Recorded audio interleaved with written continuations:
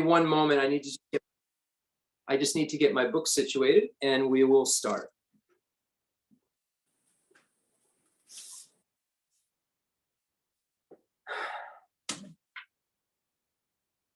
The Sutra of the Heart of Transcendent Knowledge. Thus have I heard, once the Blessed One was dwelling in Rajagriha at Vulture Peak Mountain, together with a great gathering of the Sangha of monks and a great gathering of the Sangha of bodhisattvas. At that time, the Blessed One entered the samadhi that expresses the Dharma called profound illumination, and at the same time, noble Avalokiteshvara, the Bodhisattva Mahasattva, while practicing the profound Prajnaparamita, saw in this way. He saw the five skandhas to be empty of nature. Then, through the power of the Buddha, Venerable Shariputra said to noble Avalokiteshvara, the Bodhisattva Mahasattva, how should a son or daughter of noble family train who wishes to practice the profound Prajnaparamita? Addressed in this way, noble Avalokiteshvara, the Bodhisattva Mahasattva, said to Venerable Shariputra, O Shariputra, a son or daughter of noble family who wishes to practice the profound Prajnaparamita should see in this way. Seeing the five skandhas to be empty of nature. Form is emptiness, emptiness also is form. Emptiness is no other than form, form is no other than emptiness. In the same way, feeling, perception, formation, and consciousness are emptiness. Thus, Shariputra, all dharmas are emptiness. There are no characteristics. There is no birth and no cessation. There is no impurity and no purity. There is no decrease and no increase. Therefore, Shariputra, in emptiness, there is no form, no feeling, no perception, no formation, no consciousness, no eye, no ear, no nose, no tongue, no body, no mind, no appearance, no sound, no smell, no taste, no touch, no dharmas, no I dhatu up to no mind dhatu, no dhatu of dharmas, no mind consciousness dhatu, no ignorance, no end of ignorance up to no old age and death, no end of old age and death, no suffering, no origin of suffering, no cessation of suffering, no path, no wisdom, no attainment, and no non-attainment. Therefore, Shariputra, since the bodhisattvas have no attainment, they abide by means of Prajnaparamita. Since there is no obscuration of mind, there is no fear, they transcend falsity and attain complete nirvana. All the Buddhas of the three times by means of Prajnaparamita fully awaken to unsurpassable, true, complete enlightenment. Therefore, the great mantra of Prajnaparamita, the mantra of great insight, the unsurpassed mantra, the unequaled mantra, the mantra that calms all suffering should be known as truth, since there is no deception. The Prajnaparamita mantra is said in this way. Teata om gate gate, paragate, parasangate, bodhisoha. Thus, Shariputra, the Bodhisattva Mahasattva, should train in the profound Prajnaparamita. Then the Blessed One arose from that samadhi and praised noble Avalokiteshvara, the Bodhisattva Mahasattva, saying, Good, good, O son of noble family. Thus it is, O son of noble family. Thus it is. One should practice the profound Prajnaparamita just as you have taught, and all the Tathagatas will rejoice. When the Blessed One had said this, Venerable Shariputra and noble Avalokiteshvara, the Bodhisattva Mahasattva, that whole assembly in the world with its gods, humans, asuras, and Gandharvas, rejoiced and praised the words of the Blessed One. Gala jube ne jon damba ne ngoje do jo ngai do do jen ruba bola mai bu jen zi ne song an ro zo la sha se lo ga samara de samara.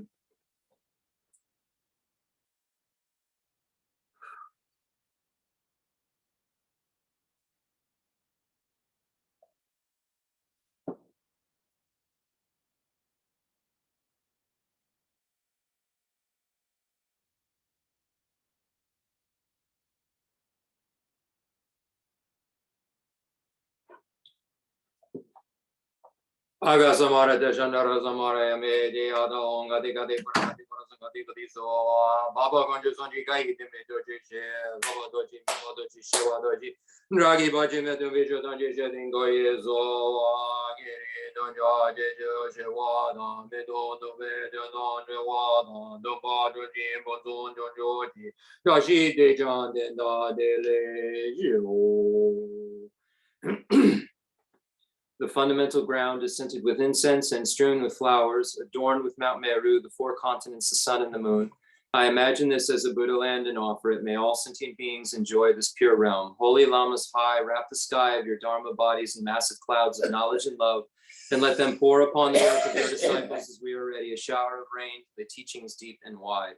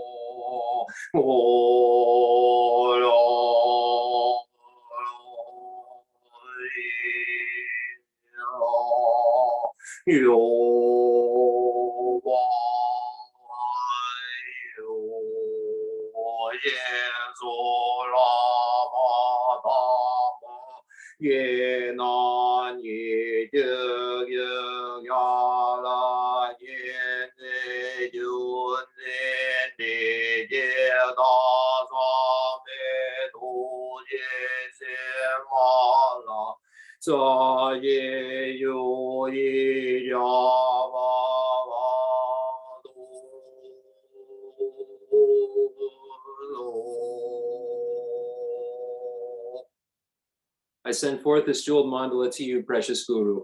Idam Guru Radha Mandala Gam Niratayami. Sanjay.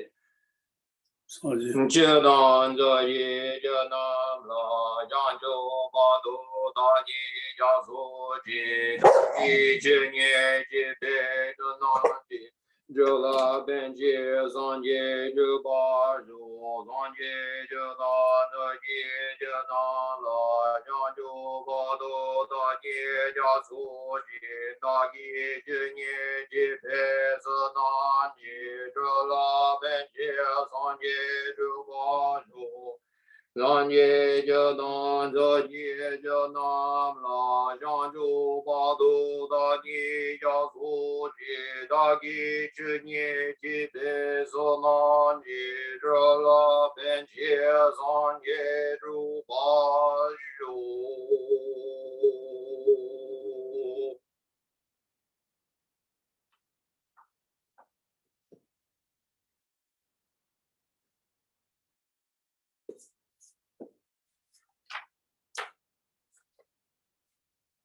So welcome, everyone. Thank you all for attending.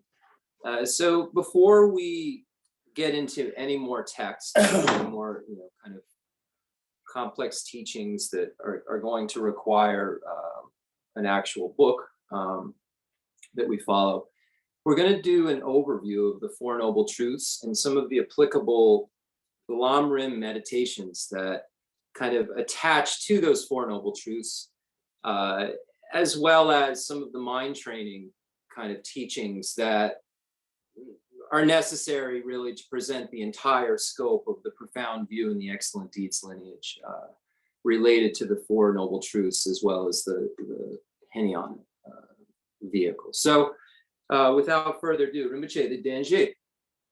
Denje, that's Chiran Desalana. The was doing the wood law there. So, doing that was the mother doing my share. We knew there was a joke to the over so as I know when you said, Landella, about Nancy. Then it was you to what they were. Listen, just hold one moment. Hold on one moment, everybody.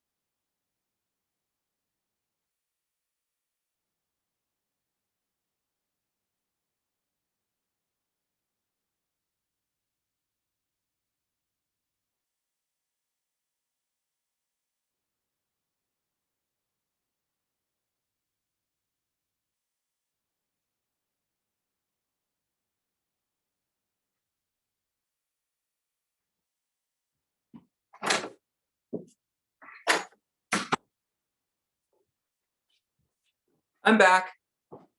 Hi, everybody. Sorry about that. I just wasn't prepared to go into the 16 attributes of the Four Noble Truths right out of the gate.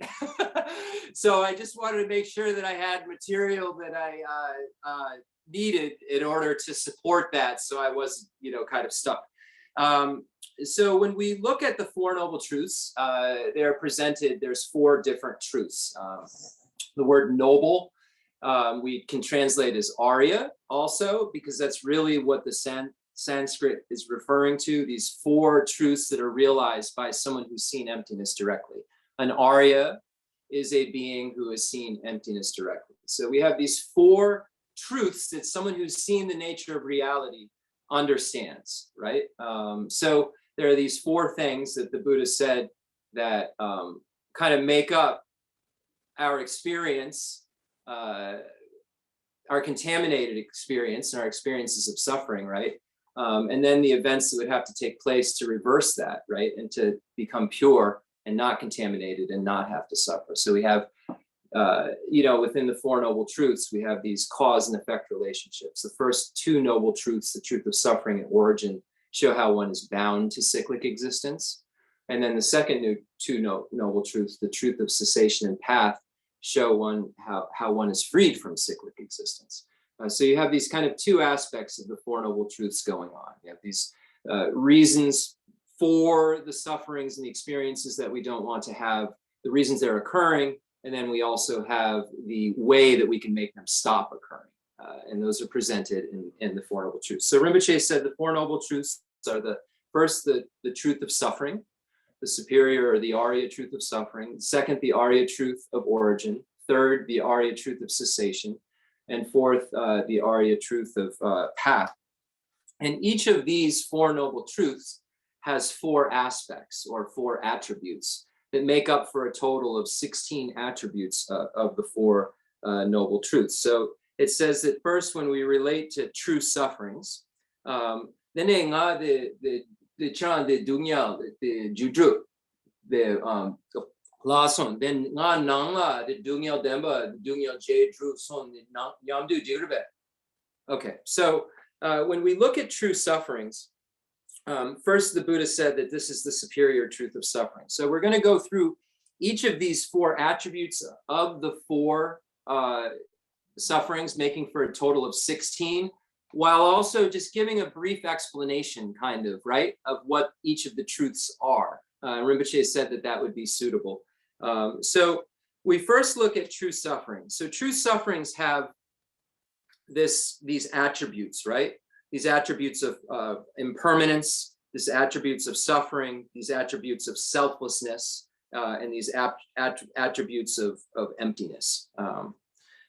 So these are the first four attributes, which are kind of complicated conversations that we may or may not get into, but let's just write those four down kind of as the four that relate to the true sufferings. Now, what is the superior truth of suffering? The Buddha stated that it's very obvious to us, right, that we have various types of gross levels of suffering, and we can all admit that we've experienced them in our lives. But the Lam Rim gets into a little bit more detail about what the various types of suffering are. And the reason that there's so much presentation on this, I was just recently listening to the Dalai Lama's teaching about the Four Noble Truths, or the recent teaching that he gave. He went into the Four Noble Truths and he said, the reason that we start with this kind of nature is because we can all relate to that. We can all say, yes, I have the suffering of sickness and aging, and I can relate to the suffering of pain and all of these other things. And, so that people can relate to that dissatisfaction right away. And then when you say, well, I'm so dissatisfied, there must be a cause for this, right? Then the Buddha taught origin. But so the Dalai Lama was saying that it kind of leads you down this pathway to be like, yeah, I am not satisfied. What is making this happen? Oh, that's what's making it happen? Is there a way to make it stop happening? Oh, there's hope. Yeah, there's a way to make all this stuff stop happening. You just follow this path and then it stops. So it's kind of like bringing you through the story of your life so you believe there's something you need to do about it, right? Because if you don't have any relatability, you wouldn't have any reason to think that you needed to do something about it. You wouldn't have any reason to move forward on the path. You'd be accumulating information that all just sounds like it is relevant. but you wouldn't be actually turning that into a path which would allow you to transcend cyclic existence. So the Buddha realized that you needed, in order to develop the perfection of effort, you needed propulsion. You needed kind of something to, like a jetpack pushing you into this desire to have effort. So the Buddha started by saying, listen, everybody, I've seen emptiness, and the Buddha's enlightened at this point. This is what everybody is undergoing. Let's start there. Let's start with what everybody's undergoing. And the Lam Rim talks about the 8 types of suffering. We're not going to get into huge details, but the Lam Rim talks about the suffering of birth, aging, sickness, death, encountering what isn't pleasant, right? And then being torn away from what is pleasant, and then not getting what you want, and then being thrown into these aggregates that experience this kind of situation over and over and over again as we die and are reborn. So we're thrown by our karma into this some sort of existence, and then our completing karma fills in details around it, and that happens over and over and over again. And while that's happening, we are experiencing birth, aging, sickness, death, not being separated from pleasant, meeting with the unpleasant, not getting what we want. So we're being thrown into this situation over and over again that has these conditions that are part of it. So in the Lam Rim, those are the first kind of details that they go over, the 8 types of suffering. Then the Lama Tsongkhapa gets into the 6 types of suffering. The fault of uncertainty. We can see in our lives uncertainty. Friends become enemies, enemies become friends. There's nothing that we can really hold on to when we look at cyclic existence in terms of relationships within this life, but then also when we're looking at it in terms of future lives, how these relationships become very, very different in future lives. So there's no certainty that these relationships that we hold in this life will carry forward, right? So this is a type of suffering, right, that we can all relate to. We want these people that are in our lives to kind of carry on, but they could become our enemies in the future, these people we hold so dear. So this is an aspect of cyclic existence that we taste, right? That we can taste right now, and that we can then say, let me use that as propulsion into finding out why this occurs and then getting rid of this situation altogether. And that's really, what's so beautiful about the Lam Rim is it takes you through that by the hand. It says, this is okay, first this, then that, then that. And it's certain that the order is that way, according to Tsongkhapa and Lord Atisha, that the certainty of order is part of the Lam Rim teaching. The certainty of realization of cause and effect and the order in which that occurs is presented very, very clearly in the stages of the path, and especially when you start to look at Jayan Sheba's text and look at the texts on reasoning, Basu Chuji Jetson, and some of these other texts where they make it very clear that you can arrive at this idea through inference that you must realize these things in this order in order to have the final realization, right? In order to realize bodhicitta, you have to realize renunciation. In order to realize renunciation, you have to realize the lower realms are something you'd like to get out of first, because those are just so blatant, right? So these ideas are all presented for a reason. And I really admire the way Pabonko Rinpoche presented this stuff. I know that it at times can just seem like a little much, but he really, and Trijung Rinpoche really showed how that Lam Rim goes like this, really goes like in this order, 1, 2, 3, 4, that you should be glancing meditation the entire path, but then you should be focusing on each of the stages until you realize them. You're glancing so that you have these imprints, so you're not only looking at one topic your whole life, right? It may take a whole life to realize a topic. So you're glancing through all of these topics so you understand what bodhicitta is, all the way up to even highest yoga tantra if you have that initiation. But what we're really able to practice is where our scope is, right? And we have to be honest about what our scope is. We look in the mirror of the Dharma, right, to understand what our scope is. And we focus on that whilst looking at all the other things so that we have the imprints of the entire path. So we have this fault of insatiability. we're now in the second of the 6 types of suffering, where we're never satisfied. No matter how many riches we get, no matter how many things we have, we never really reach this place of final contentment, where there's no gnawing, right? There's nothing gnawing. There's no, and then we may like have this moment of contentment, but then it kind of goes away because the suffering of change occurs, which we'll talk about. So the fault of casting off bodies repeatedly, you're being reborn. Like this thing we hold so dear, we're shuck it off, and then we get a new one, and then we shuck it off, and we get a new one. And the next one we get will feel ourself, right? Our grasping at self will feel just as real of an experience as this one, and we won't relate to Jeff. We'll relate to whoever this next experiencer is, right? Whatever my karma and my afflictions bring about, and whatever, legion, whatever comes about from this next karma will be what my grasping at self adheres to and believes is its reality, based on internal and external, in dependence upon those 2 things. I will then become whoever that next person is. Jeff will be gone. So this shucking off bodies is important, because we think about this self we have right now, right? It seems so solid, but then we'll be someone else, or we'll be a dog. Pabunka said the only thing that's separating, making us not have horns on our head and long fur is the fact that we haven't died and haven't been thrown into the animal realm, right? That's the only reason we aren't walking around thinking we're like goats or something, like, or whatever animal he was talking about. I forget, something with long hair and horns. And then we're going to believe we're that goat as much as we believe we're us right now. And that's the thing we have to understand about past and future lives, because we think about this path in terms of us, in terms of Jeff.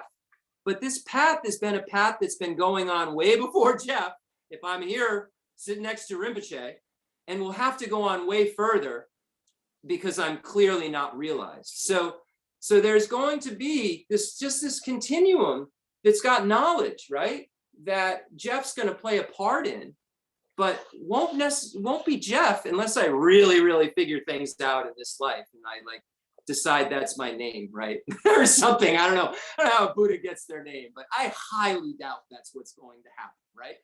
So we have this idea that we're so solid, but we clearly can see around us that we're not that solid.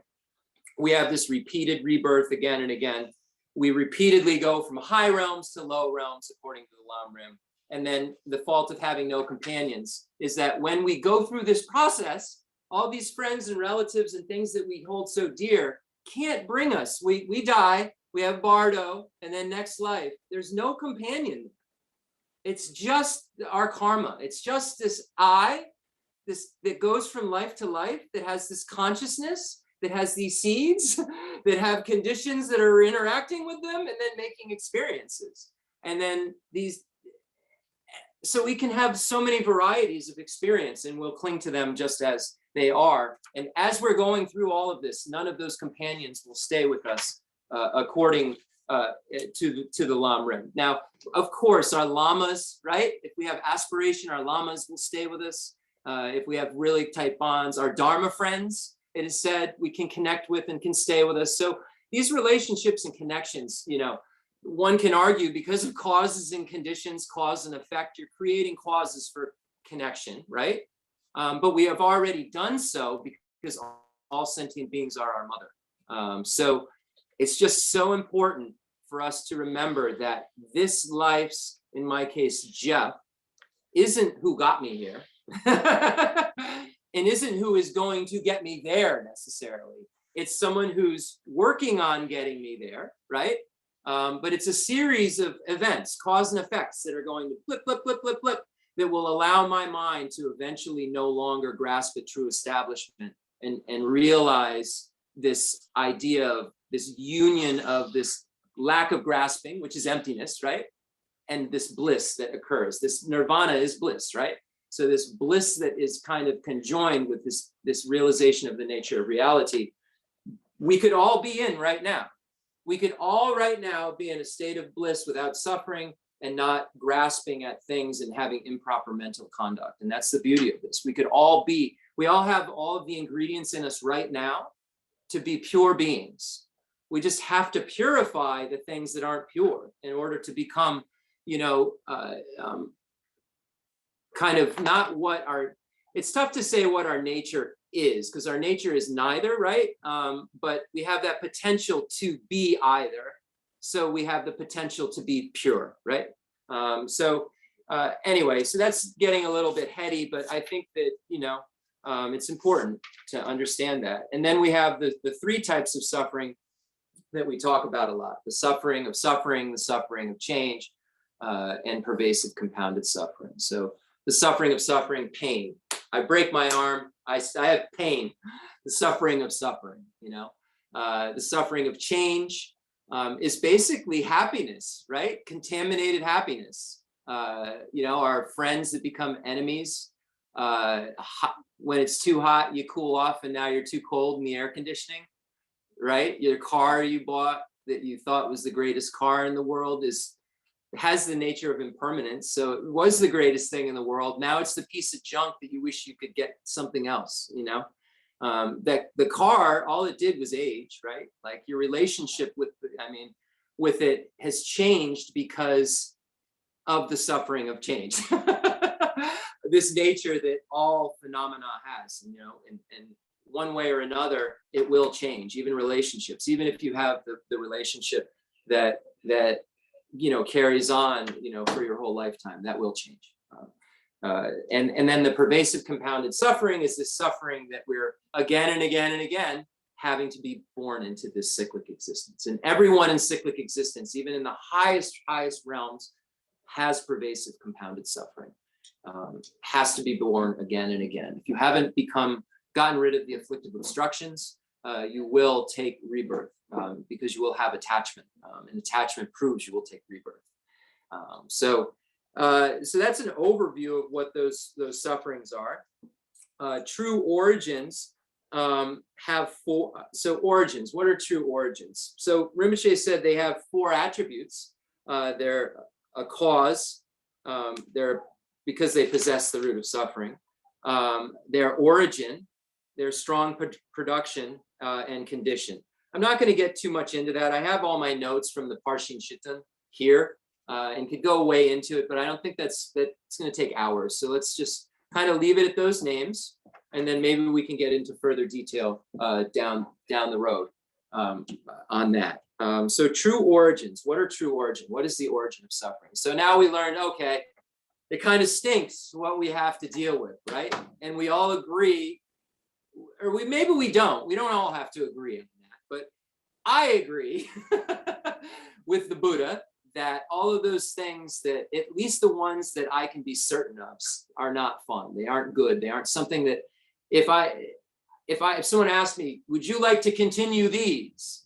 I would say no. And I think most people would say that, like, I wouldn't want to continue these. So if you don't want to continue something, you have to figure out how to make it not continue, right? You have to figure out, well, why is this happening first? And then once you find out why something that, you know, is happening, then you figure out, well, what do I have to do to stop why it's happening? So now we get to the origin of suffering. So Buddha said, and in the Lamrim, we talk about karma and afflictions being the origin of suffering.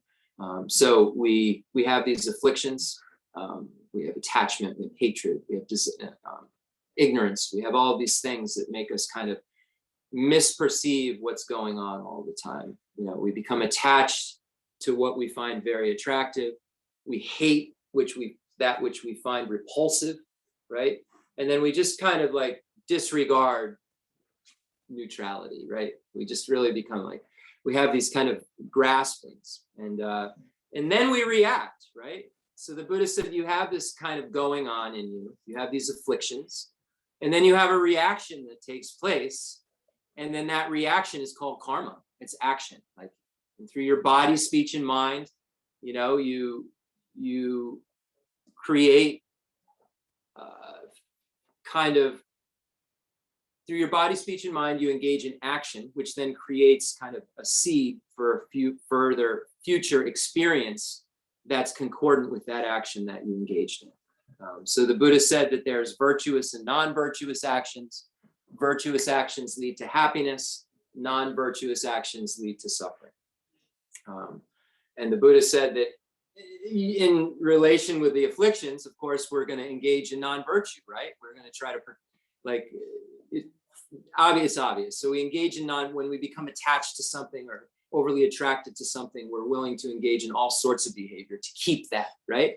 Or if we hate someone, talking about them and, you know, trying to get others to not like them as well and say, yeah, do you understand what they did? Yeah, can you get on my team and get off their team? You know, we really become very divisive because of this. And Suma, come on. Come on, Suma.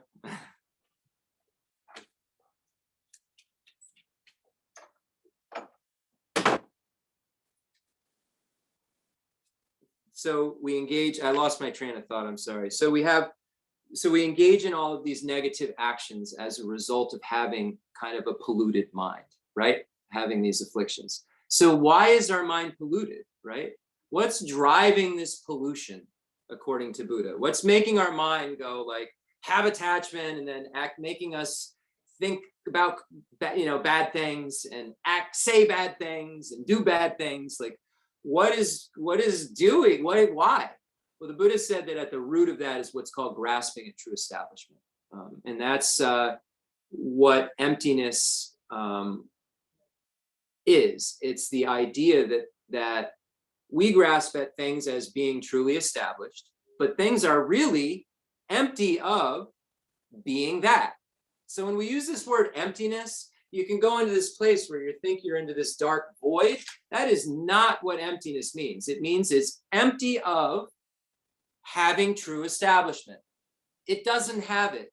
If a bucket's empty, it doesn't have stuff in it. So an object is empty of having true self. So that's it when we say this word emptiness. And then we use this word void. And then it seems really like fancy. But all it's saying is that objects of observation don't have true establishment because they dependently originate. Therefore, they are empty of being truly established. So that's what emptiness means. So according to the Buddha, we're grasping at things as being truly established. We're misperceiving everything. Then this is causing these afflictions to kind of rear up. And then our karma happens. We act. So Buddha said, this is what causes all of these things in the First Noble Truth. This is why we have 8 sufferings, 6 sufferings, 3 sufferings. You know, I'm sure there's like another 25 lists. Buddhism loves lists, right? So this is why you have this. So then there's a pause. Like, well, do you want to do something about this, right? And is it possible this could end? And the Buddha says, this can end. Yeah, this can end. Don't worry, you don't have to have this any longer. But there's a catch. There's some work to do. There's a path that you have to engage in. So the Buddha talked about origins and then talked about the cessation, talking about that there is a potential and that all sentient beings will arrive at this place where they will no longer have suffering, will be omniscient, and will be dwelling in a state of bliss. So the Buddha said this will happen to all sentient beings. And he said that all of these cessations we're talking about have the nature of cessation, pacification, auspicious highness, and a definite emergence. So these are the 4 attributes of the cessation. Then the Buddha talked about true paths. True paths have path, suitability, achievement, and deliverance as part of their characteristics. Deliverance, they deliver us, right? And you achieve a mode of subsistence, like it's non-mistakenly achieved. So all of these attributes have really beautiful reasons for their points being made, but we can look at those at another time. So the Buddha stated there's a path. It's the Arya Path. So again, that word Arya, someone who's seen emptiness directly. So that when we talk about path, we're talking about Arya Path, the path for someone who's seen emptiness directly. And then also when we talk about path generally, we can say the stages of the path, right? But those are nominally designated as path. We call them path, But when we're talking about this kind of path is a path an Arya, a superior being, has taken, someone who's seen emptiness directly.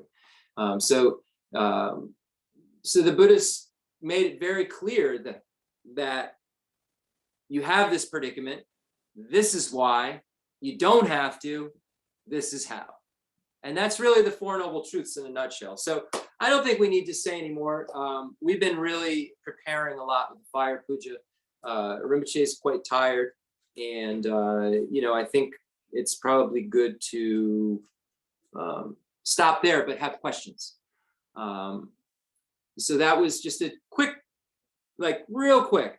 Yeah, I woke up this morning or yesterday, everything runs together. And I said, I don't want to do the Four Noble Truths. It's so abstract. What do we, I can the Lam Rim, 1, 2, 3, 4, but you get the Four Noble Truths, well, according to Hinayana, according to Mahayana, according to, where, how do you give that overview that is relevant, right? That doesn't just sound like information. So I'm going to think about that.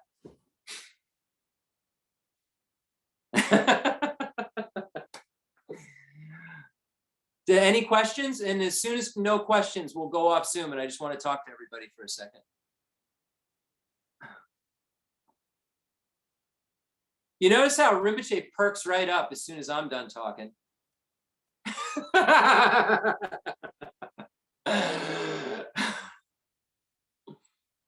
He's like, yeah, I've heard this before. I said it. Thanks. Thanks, Parakeet. All right, we have two questions. We have Lobsang La, although I don't see him right now, but there he is. And then we have Alessandra. Tashdelag, Jeff Tong, Tashdelag Rinpoche. Sorry, I'm not turning the video on. I'm partially, because of my injury, I'm not wearing my robes these days, and it's just a little embarrassing to Totally show in a t-shirt. So, yeah, that's the, in case you're wondering. So the aspect, just that term is a little bit unusual, or we don't, hear it often. And but in this context, it comes up as these 16 attributes or aspects. So I just wondered if we can ask Rinpoche, in what sense, maybe just keep it limited to suffering, just to kind of make the question direct. In what sense are those 4 attributes of mitak, dungel, tong, demit? In what sense are they aspects of suffering or true suffering? Rinpoche, the dunya demba, je, the mitapa, dunyawa, damepa, tongwa. I don't know if we're going to get through this. He's quite tired, but we'll see, right? Then the mitapa, then the Rinpoche, Rinpoche, the dunya demba, mitapa, the drawa gare. Garishane, the dunya demba, the mitapa, dunyawa, damepa, tongwa. Then garishane, the drawa gare, the yena, garishane, the tambo, nipa, sumba, jipa, garishane, mitapa, the netsu, the donda gare.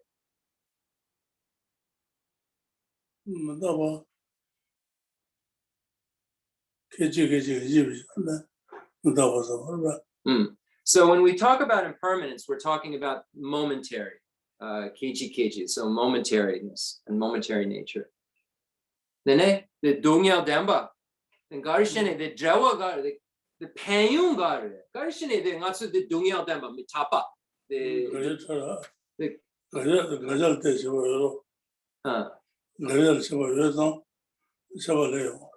Gasha Cheba, did you understand what that means, Lobsang La? Did he say Kepardu Jeba Yinzang? Gasha. This word Gasha. I don't know. I didn't hear that. Kepardu Jeba Dungyal Demba, the Gonjana. Then Natsu Dungyal Demba, Gonja. Then Dungyal Demba Mitapa in, Dungyawayan. Then the Jawa Gare. The Yenla Judru. The Susu number Jiji. The number Drew. Number she. Dungagi number she. numbers are not dunda karere. Dunyogi number inso karere. That's kind of what I'm. You could try it. Yeah, what is Dunyogi- this? Dunyogi numbers are not number inso karere. The Rinpoche, the nampa, yinso gare. The mitapa, the dungyawa, mitapa, the dungyawa, the Matabayada Keshibaybe. so you see what's so he's saying, well, why is true suffering impermanent? Because it's momentary. I understand what you're saying. There's a lot of things that a true suffering is. Why pick what are these 4 attributes and how do they relate to our realization? Is that what you're asking, Lobsang La? Not really. I mean, I think he answered it fine. I mean, why is it in what sense is it an aspect of suffering? Well, the true sufferings are impermanent because they momentarily change. That makes sense. Right. Yeah. I have all the definitions. I was just all right. So okay, I have your answer here. I wasn't even looking down. So why is impermanence an attribute of true suffering? Because of being produced occasionally. Why is suffering an attribute of true sufferings? Because of being under the influence of contaminated actions and afflictions. Why is selflessness an attribute of true sufferings? Because of not being established as an independent self influenced by impermanent factors. And why is emptiness an attribute of true sufferings? Because it's an emptiness of a pure self that is different, that is tade. So that's in the Parshin. Shitun, you see all that, I think. I think that's where I pulled this from. I don't think I'd find anything that detailed anywhere else that I have in my hands. But yeah, and then it says that true origins are a cause because of being the possessor of the root of suffering.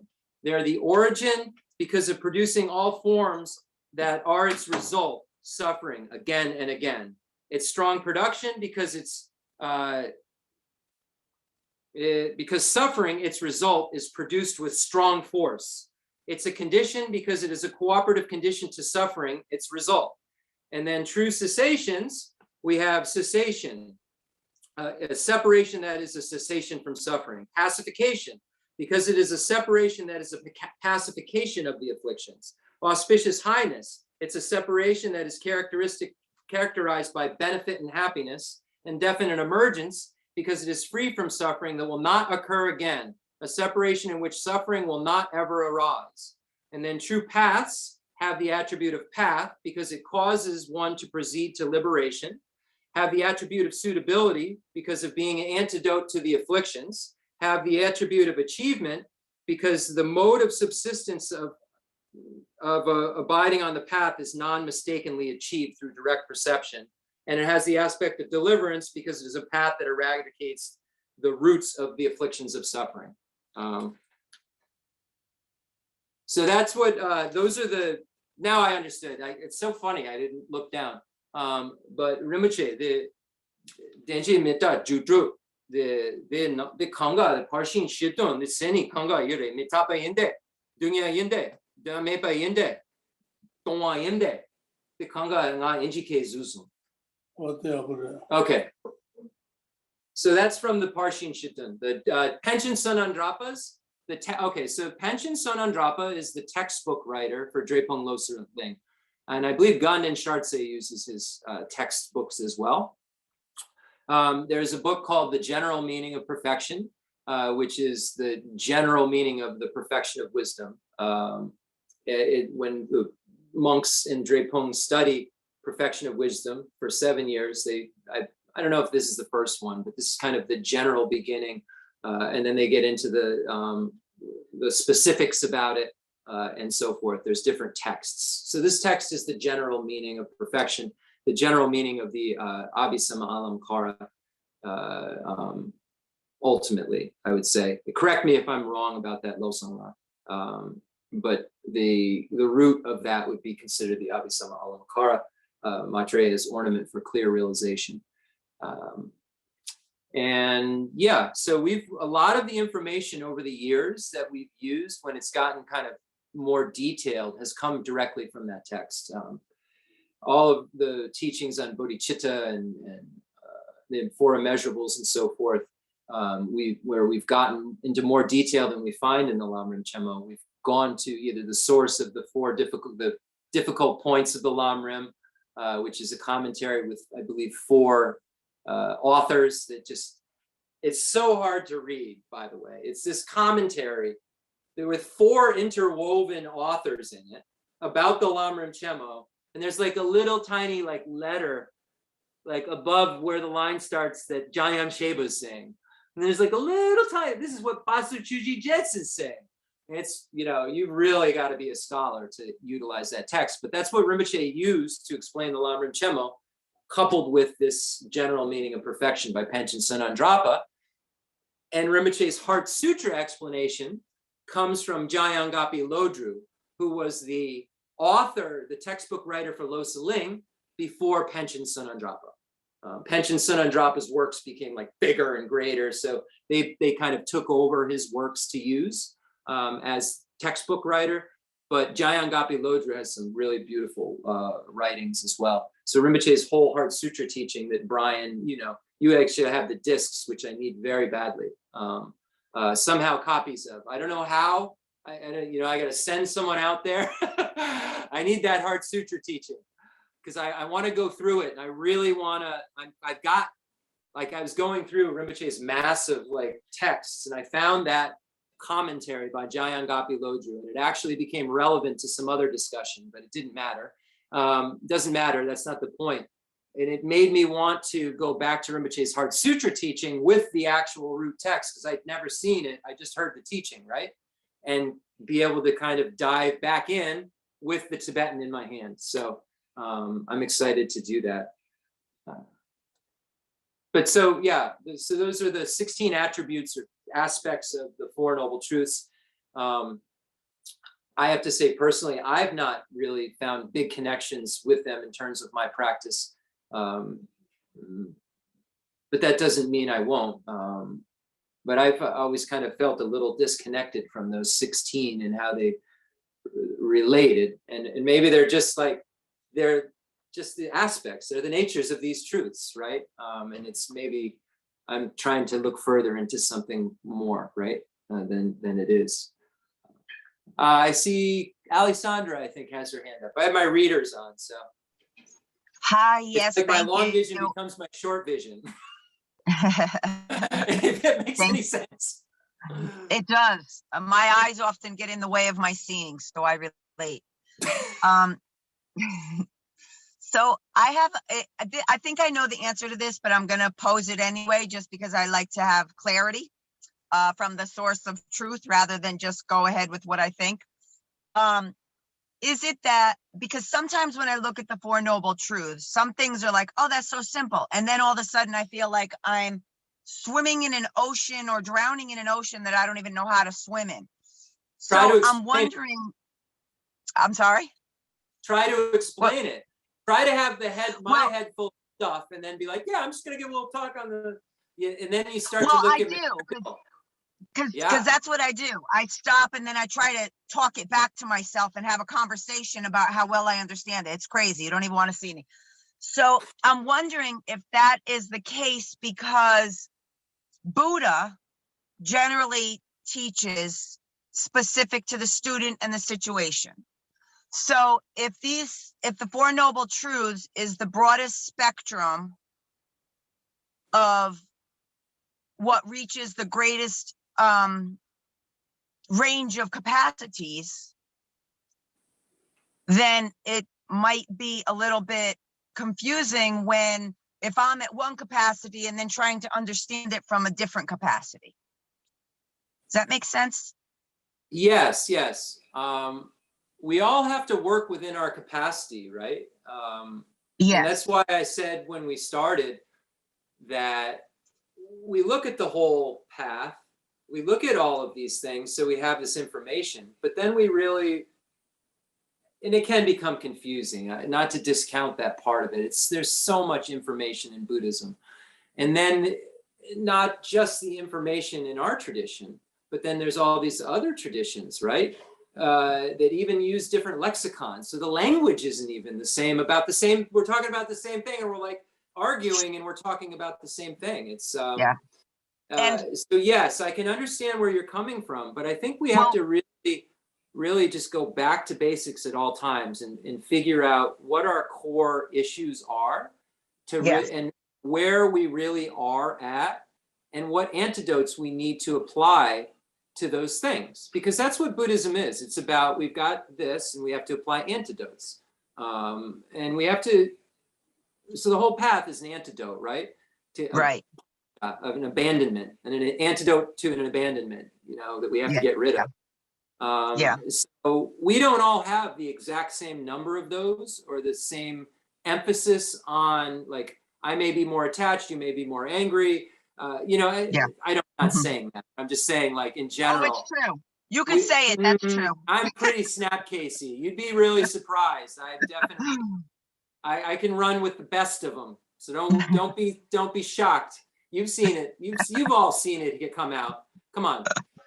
So yeah, we have to work within the framework we can, and what capacity we're operating from. Rinpoche, the condition pour the demba je the nampa kanga pembudu gangen sena the teme pembudu techen pembudu the nyentu rangel parshin nga tepa kanga pembudu yene ngatsu demba the susu dopa the jipu chongo jipu din jipu chembo ngatsu kanga chipa yomare ngatsu nyomon kanga chipa yomare kashe control moa yore kashe ducha moa yore then kon triwa de sansan the demba je lobjong shena that's kali kapudu gangen sena the nangla de mombo yore techen teme then the ngatsu susu the pen kandrelen rinpoche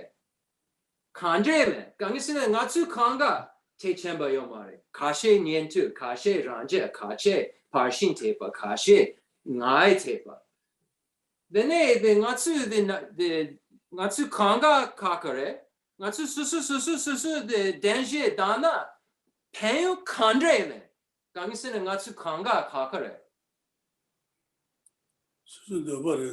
So it's really, he said it's the individual's dupa, kind of need or desire or want, right? What not wish, dupa. What's the best way to is dupa? It's like wish or well, I mean, inclination. Yeah, I mean, just that phrase "sozar dupa," just to translate it in like a straightforward colloquial sense, I usually can just say it's up to you. It's up to the person.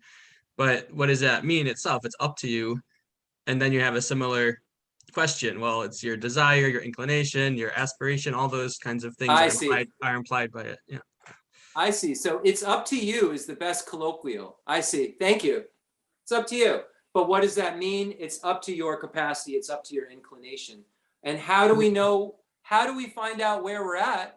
The mirror of the Dharma, right? There's no other way we can find out where we're at is than that. Be honest with ourselves and then look at the Dharma, right? And just be honest with ourselves. And sometimes that's not as easy, right? Because we're grasping, we have all these mix of mess up going on in our mind. But the Buddha said we'll all become Buddhas and we're all here hearing the truth. So eventually we'll be able to increase our capacities because of this experience we're having right now that looks at the whole thing, right? So we'll be able to, increase the capacity that we're at now because we'll learn more and be able to progress according to the stages that we're at. And we'll be able to, in the long run, fulfill all of our needs and others' needs, right? Because we can increase our capacity all the way to Buddhahood that we're learning about now, that maybe we aren't able to practice all the stages of or realize all the stages of, but we're certainly creating the cause for it to happen because we heard it. The wisdom arisen from hearing has to happen, right? In order to have contemplation and then direct realization. Thank you. Does that make sense, Alessandra?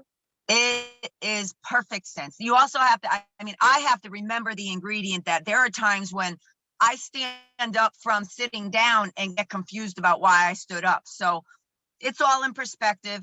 You know, I just have to kind of go with it and take it in smaller bites sometimes and make sure I chew and digest. And just before I put remember, more in my mouth. just remember too, whoever you are in your next life, they won't care. So don't take it as serious. Yeah. You know, sometimes when you take it all so seriously, just remember that in like, 20 minutes, there'll be you believing you're someone else that won't care about any of this. So Thank you. not to look at it in a nihilistic way, but to kind of take some pressure. It's been beginningless time. And, the Buddha, according to the perfection vehicle, got bodhicitta, this thing that I don't have, this mind that wants to become a Buddha day and night. And then 3 countless eons, right? Accumulated merit and learned. Like, that's a lot of lives. So take yourself seriously, because we have a human rebirth right now and we have the opportunity in our hand. But realize that it's a long race, right? What's the word? It's a marathon, not a sprint. But sprint. Yeah. But sprint if you can. If you can sprint the marathon, do it. But it's a marathon. Thank you, Jeff. We have to be honest with ourselves. Can we sprint an entire marathon? Right? Like Rinpoche said, if a pig watches what a tiger does, right, and tries to be agile and run and do all these fancy things a tiger does, a pig's just going to break its leg. We have to realize where we're at and what our capacity is, and practice within that scope. He used to tell that in English. He'd always say, like, tiger running. Okay, running here, this, okay. Pig running, leg broken.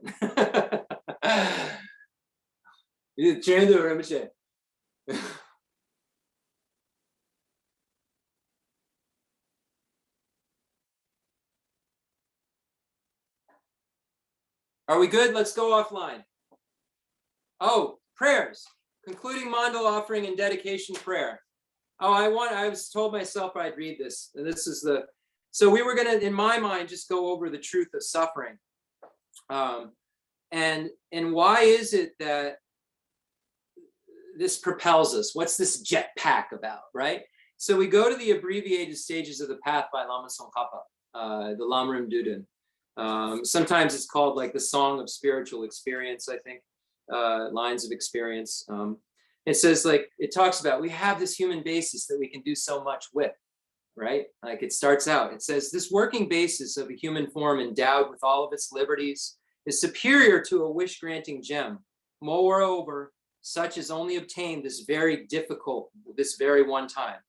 Difficult to acquire and easily lost, it passes in a flash like lightning in the sky.